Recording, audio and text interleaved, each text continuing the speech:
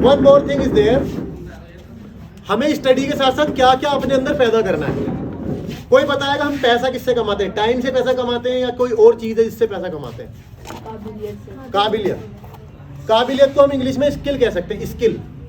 अभी तुम्हारे पास में पैसा तो है नहीं, क्या है तुम्हारे पास में? अभी मेरे पास माँ है, डायलॉग सुना है? तो अभी हमारे पास क्या है? टाइम है और हमारे पास एनर्जी है। इस टाइम और एनर्जी को हम अपने अंदर की स्किल्स पैदा करने में लगाएंगे। One skill is English speaking skill. हालांकि स्किल नहीं है, ये लैंग्वेज है। स्किल किसकी डेफिनेशन? स्किल क्या होता है? कोई बताएगा स्किल किसको बोलते हैं? क्या खाना खाना स्किल है? स्किल वो होती है जो सब नहीं कर सकते। आप ये बोलो जी मेरे अंदर खाना खाने का टैलेंट है, तो खाना तो सभी खाते हैं। स्किल क्या है? जो काम सब नहीं कर सकते। क्या इंग्लिश सब बोल सकते हैं? That's why English is a skill. तो आपको ये भी करना है, क्योंकि 12th के बाद आप जो भी कोर्स करेंगे वो किस में होगा? इंग्लिश में। और इंग्लिश मीडियम के बच्चे हिंदी छोड़ के, उर्दू छोड़ के किस में पढ़ते? सब कुछ इंग्लिश में। तो आप मुझे बताओ, जब इसको करना ही है तो कैसे भागते रहेंगे? क्या करेंगे? सीखेंगे। अब सीखेंगे कैसे, इंपॉर्टेंट है। जिस माहौल में हम रह रहे हैं, अगर आपने इंग्लिश बोलना शुरू कर दिया तो बताओ क्या होगा? आपने किसी आंटी के सामने इंग्लिश बोली, पता क्या बोलेंगी? आधा दिखा रही है, बन के दिखा रही है, हमारे सामने ज्यादा इतरा रही है। तो ऐसे समाज में इंग्लिश बोलना मुश्किल है कि नहीं? लेकिन इंग्लिश में पढ़ाई करनी है आगे जाके, तो आप मुझे बताओ छोड़ देंगे या करेंगे? कैसे करेंगे? प्रैक्टिस करते रहेंगे। अभी मेरे सामने बोल रहे हो बस। तो you have to do one thing, I am going to share my own experience. आप सबसे पहला स्टेप ये ले, इंग्लिश के वर्ड को, जैसे आपको इंग्लिश में किसी चीज़ की हिंदी का नहीं पता, इंग्लिश की हिंदी सीखें। आपको हिंदी की इंग्लिश नहीं पता, हिंदी की इंग्लिश सीखें। और कहाँ से सीखेंगे? या तो डिक्शनरी होगी या फिर गूगल। एक कॉपी बना लें, 20-30 रुपए की कॉपी ले लें और उसमें ना वर्ड मीनिंग लिखना शुरू कर दें। ठीक है? आपको जो भी वर्ड नहीं आता उसकी इंग्लिश या इंग्लिश की हिंदी। पहला स्टेप क्या है? जो भी वर्ड तुम्हें इंग्लिश या हिंदी में नहीं आता, जैसे दिमाग में आया वैसे ही उसको कॉपी पे लिख लिया। किसकी मदद से? मोबाइल की मदद से या डिक्शनरी की मदद से। तो पहले अपनी नॉर्मल लैंग्वेज में इंग्लिश के वर्ड बोलना शुरू करें।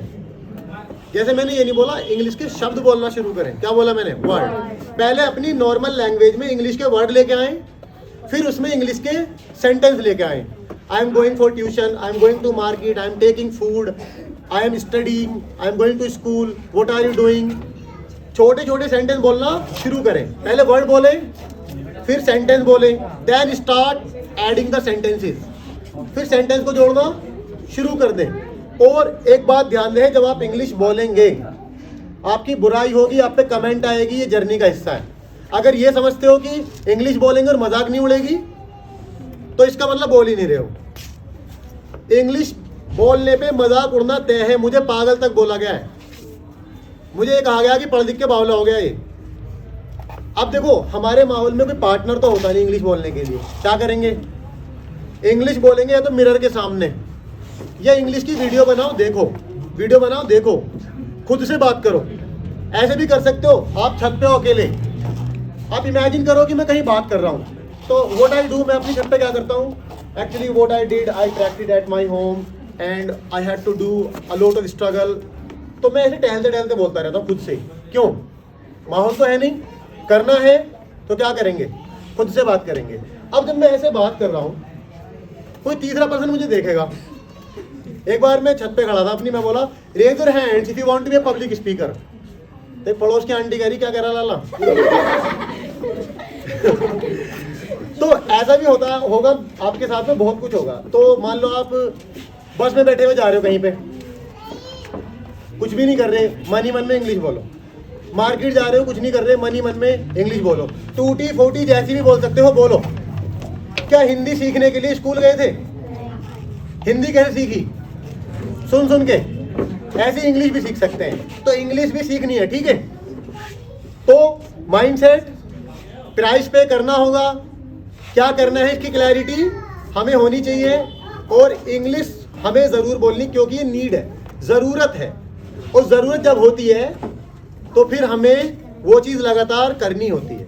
Today I am in a position that I can speak back to back without any hesitation, और ये मेरी हैबिट बन चुकी है, बट इसने बड़ा टाइम लिया है। अगर आप अभी से स्टार्ट कर देंगे 9-10 से, तो up to the graduation you will be speaking very confidently, बड़े अच्छे से बात कर सकते हो आप।